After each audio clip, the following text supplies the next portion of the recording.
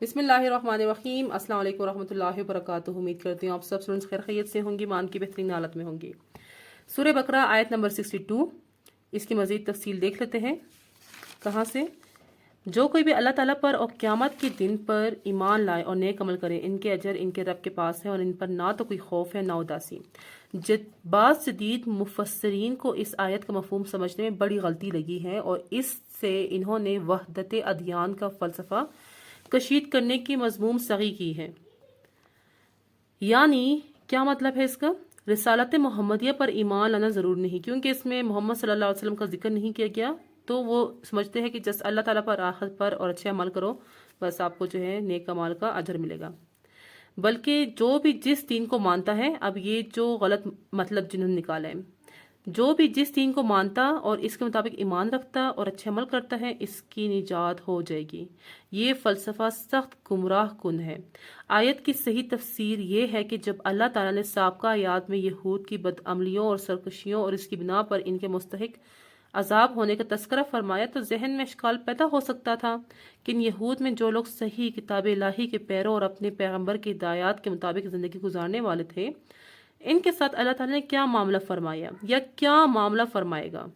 अल्लाह ताला ने इसकी वजाहत फरमा दी कि सिर्फ यहूद ही नहीं, नसारा और साबी भी अपने अपने वक्त में जिन्होंने अल्लाह पर और यौम आखिरत पर ईमान रखा और अमल सालेह करते रहे, वो सब निजात उखरवी से हमकनार होंगे। और इसी तरह अब रिसालत मोहम्मदिया पर ईमान लाने मुसलमान भी अगर सही तरीके से ईमान बिल्लाह वल यौमिल आखिर और अमल सालेह का तमाम करें, तो ये भी यकीनन आखिरत की अब्दी नेमतों के मुस्तहिक करार पाएंगे। निजात उखरवी में किसी के साथ इम्तियाज नहीं किया जाएगा, वहाँ बेलाग फैसला होगा, चाहे मुसलमान हो या आखिर ज़मान सल्लल्लाहु अलैहि वसल्लम से पहले गुजर जाने वाले यहूदी, ईसाई और साबी हो। इसकी तायद बाज़ मुरसिल आसार से होती है। मसलन मुजाहिद हज़रत सलमान फ़ारसी रज़ियल्लाहु अन्हु से नकल करते हैं, जिसमें वो कहते हैं कि मैंने नबी सल्लल्लाहु अलैहि वसल्लम से इन अहले दीन के बारे में पूछा जो मेरे साथी थे, इबादत गुजार और नमाजी थे, यानी रसालत मोहम्मदिया से पहले वो अपने दीन के पाबंद थे। तो इस मौके पर यह आयत नाजिल हुई, इन्नल्लज़ीना आमनू वल्लज़ीना हादू, आया इब्न कसीर। कुरान करीम की दूसरे मकामात से इसकी मज़ीद तायद होती है। मसलन इन्नद्दीना इंदल्लाहिल इस्लाम, अल्लाह के नज़दीक दीन सिर्फ इस्लाम ही है। जो इस्लाम के सिवा किसी और दीन का मुतलाशी होगा वो हरगिज़ मकबूल नहीं होगा। अहदीस में भी सल्लल्लाहु अलैहि वसल्लम ने वजाहत फरमा दी कि अब मेरी रिसालत पर ईमान लाए बगैर किसी शख्स की निजात नहीं हो सकती। कसम है इस ज़ात की जिसके हाथ में मेरी जान है, मेरी इस उम्मत में जो शख्स भी मेरी बाबत सुन ले, वो यहूदी हो या ईसाई, फिर वो मुझे पर ईमान ना लाए तो जहन्नुम में जाएगा। इसका मतलब ये है कि वहदत अदियान की गुमराही जहाँ दीगर आयात कुरान को नज़रअंदाज करने का नतीजा है, वहाँ अहदीस के बगैर कुरान को समझने की मज़मूम सही का भी इसमें बहुत दखल है। अब ये लास्ट लाइन जो है बहुत इंपॉर्टेंट है, इसलिए कहना बिल्कुल सही है कि अहदीस सहीहा के बगैर कुरान को नहीं समझा जा सकता। मतलब कुरान को आप कहते मैंने कुरान पूरा समझ लिए, ठीक है, बट आपने साथ में सुन्नत और अहदीस को नहीं लेके गए तो आपने कुरान नहीं समझा। इसीलिए कुरान और सुन्नत सल्लल्लाहु अलैहि वसल्लम को मजबूती से थामने का हुक्म दिया गया है। कुरान को अहदीस के बगैर नहीं समझा जा सकता। ये आपके पास थ्योरी है, हज़रत मोहम्मद सल्लल्लाहु अलैहि वसल्लम ने इसको प्रैक्टिकली करके दिखाया है, तो इसीलिए दोनों कॉम्बिनेशन है। हर चीज़ की पेयर होती है, तो ये भी पेयर में है। दोनों जब पेयर में होंगे, आप समझेंगे दोनों को, तभी जो है आप इस्लाम के ऊपर अमल कर पाएंगे। आज का थोड़ा सा लंबा था बट लेसन छोटा है। चले काफ लिखना शुरू करते हैं। पहले जो है बना लेते हैं इसका ग्राफ। अगेन जो काफ का हेड है आपके पास, तो वो एक ही नुक्ते का होगा जैसे फा में होता है। तो आपने एक नुक्ता जो है वो यहाँ लगा लेना है, एक नुक्ता।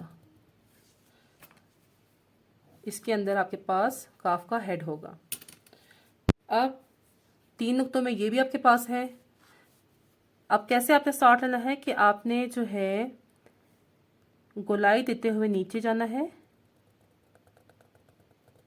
और गोलाई देते हुए फिर ऊपर, यूँ। यह आपने गोलाई लाजमी लेनी है, ठीक है। 90 डिग्री एंगल पे आपने यूँ स्टार्ट लिया नीचे की तरफ, देन ऊपर की तरफ, پھر آپ نے جو ہے یہاں سے 90 ڈگری اینگل ہی رکھنا ہے، تھوڑا سا آپ نے اوپر ہونا ہے، درمیان میں سپیس نہیں ہونا چاہیے، جیسے ہم لوگ ویسے عام اردو میں درمیان میں سپیس دیتے ہیں یا ثلث میں ہم لوگ دیتے ہیں، ویسے آپ نہیں کرنا، یوں اوپر 90 ڈگری اینگل پہ ہی ہے، اور جلدی پھر یہاں سے آپ نے نیچے کی طرف اترنا ہے۔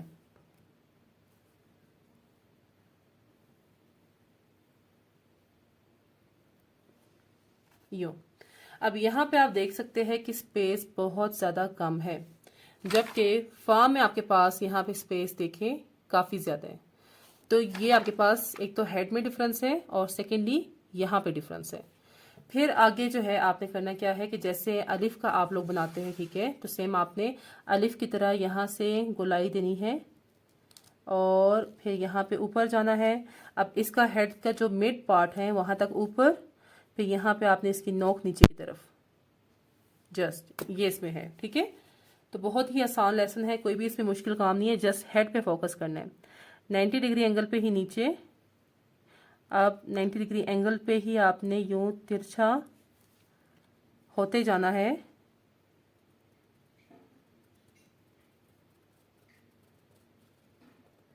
اچھا الف میں درمیان میں کتنا تھا سپیس، سیم ویسے ہی آپ نے یہاں پہ سپیس دینا ہے، ایک نقطہ، آدھا، اگین ایک نقطہ،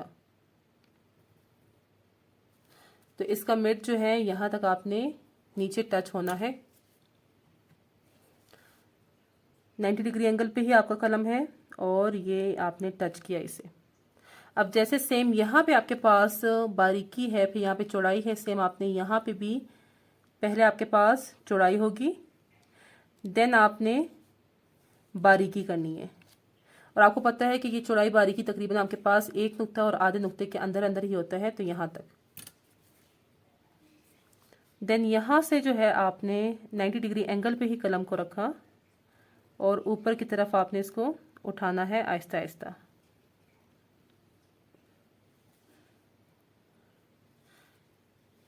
اوپر کی طرف، اور یہاں پہ باریک، اور یہاں سے پھر جو ہے آپ نے نقطہ، جو کاف کی دو نقطے ہوتے ہیں، تو نقطے ہم لوگ یوں بناتے ہیں، 90 ڈگری اینگل پہ ہی آپ نے کرنا ہے۔ تو یہ آپ کے پاس ہے کاف، بہت سمپل، ٹھیک ہے۔ یہاں پہ ایک نقطہ آپ کا پھنس جاتا ہے، فا میں یہاں پہ آپ کے پاس کتنے نقطے تھے، 1.5 نقطے، ایک نقطہ بہت مشکل سے آتا ہے یہاں پہ، اور سیم اگر یہاں پہ بھی آپ اس کو یوں نیچے لے کے جائیں تو یہاں پہ بھی آپ کے پاس تقریباً ایک نقطہ جو ہے وہ مشکل سے پھنس جاتا ہے۔ تو یہ آپ کے پاس ہے کاف۔ اب اگین ڈفرنس آپ دیکھ لیں، مزید ایک اور آدھا، 1.5 نقطے، ایک نقطہ، یہاں پہ آدھا نقطہ آپ کے پاس فاصلہ، یہاں پہ ایک نقطہ پھنس جاتا ہے، اتنا فاصلہ ہونا چاہیے۔